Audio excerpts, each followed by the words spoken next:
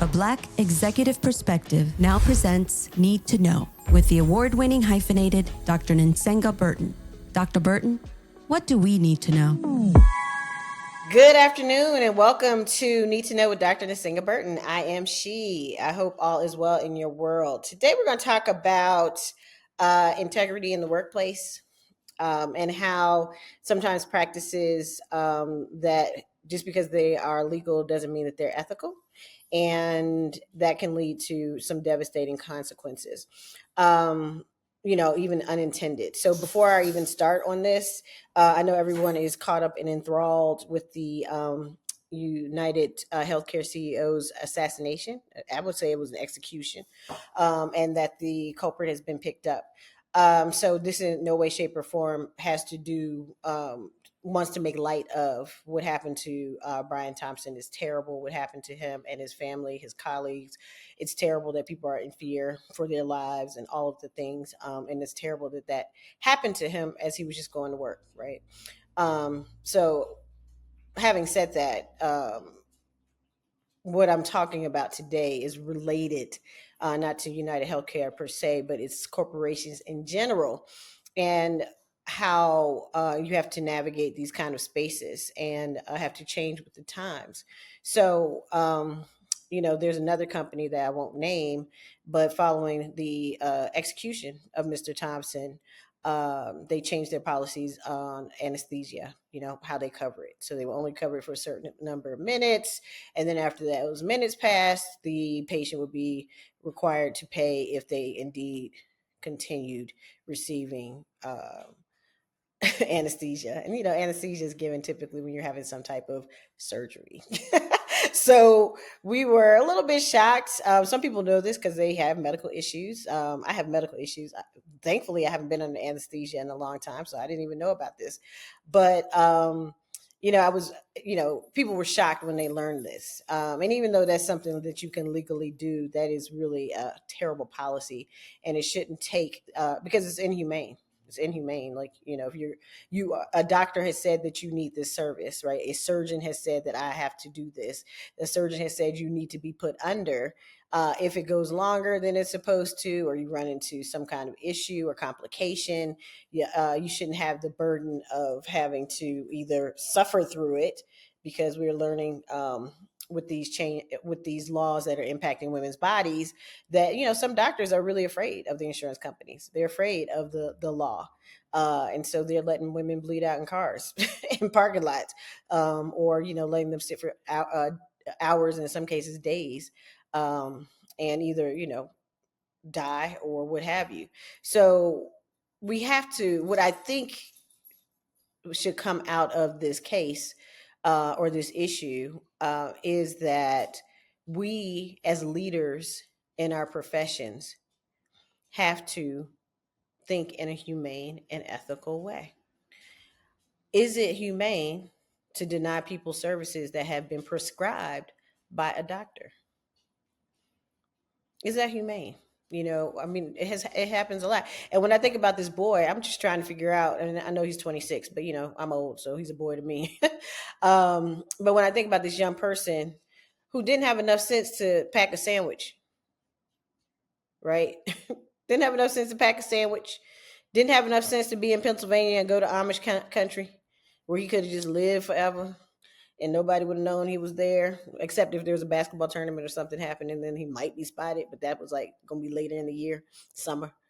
But in Pennsylvania, doesn't have enough sense to go there if he's going to stay in the country, or starve his way to Canada, right? The nearest border crossing.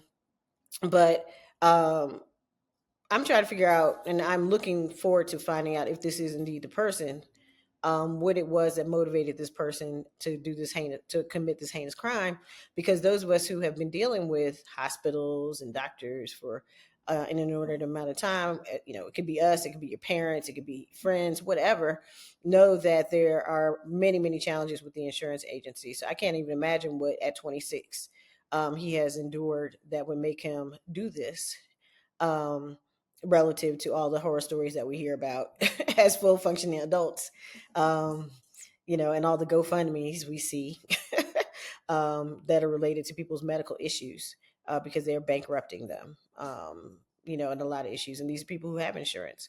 So I think it's an opportunity for us to really think about, as leaders, what does it look like to operate with a very specific ethos, and that is elevating people's humanity to the very top, particularly when you are in such close proximity to it, right? When you have um, the tools and resources to either help someone live or to make sure that they succumb, right? If they don't have access to those tools or resources.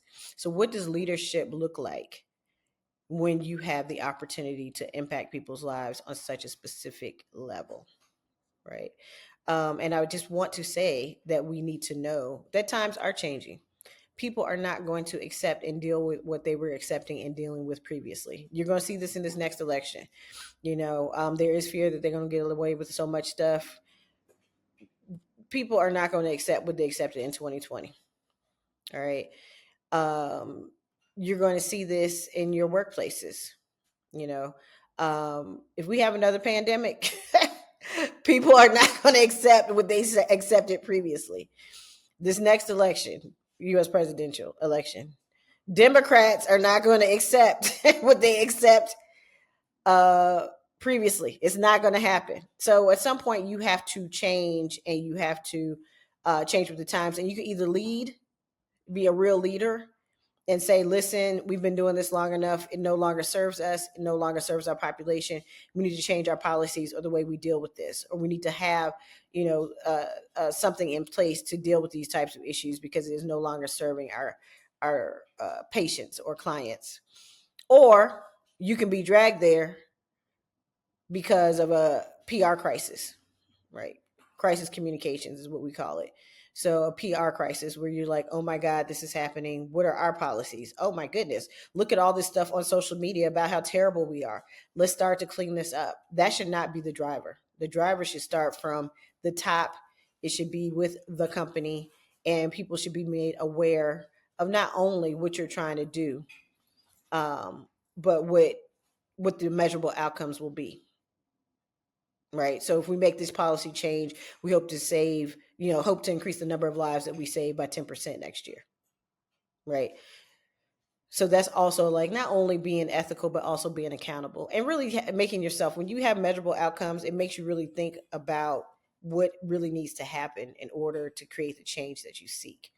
So on Need to Know today, there is value in packing a lunch. When you need to get somewhere quickly and you don't have time to stop and go into a fast food restaurant. And then I'm like, why are you mad at the healthcare company when you eat McDonald's? But that's another story. So Need to Know is pack a lunch. That's number one. Number two, know your environment and where you are at all times. Right. And then number three, to really lead and think from a perspective of how do I help the most people possible? When you are making billions in profits, you can afford to help the most people possible. You're not going to always get it right. You can't save everyone. But when people are going through hard times, and medical issues are hard, especially when you're looking at something that can be critical or that is critical or could be fatal. It's hard. It's hard. It's stressful on your families or what have you. The last thing that people should be having to think about is, Lord, I hope this surgeon finishes this surgery on time so I don't wake up in the middle of it. Or, oh my gosh, if they don't finish on time, I'm going to have this big balloon payment waiting for me after I heal. So if I survive the surgery, the stress of having to pay this bill or having it hanging over my head will kill me instead, right? We should not be doing that in 2024. We should be better than that. And I do believe that we are better than that. I know 50% of us are not, but the other 50% of us are.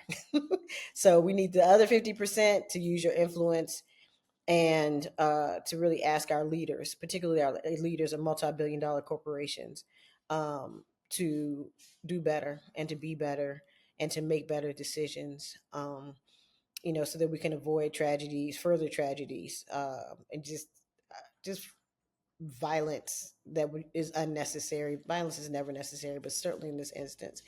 So I just wanted to put that out there. I think it's terrible again. Don't chop this up and pretend like I said that it was okay. It's not. It's horrible. We should not be out here assassinating, execute people. Period. Period. And it includes the incoming president. Period.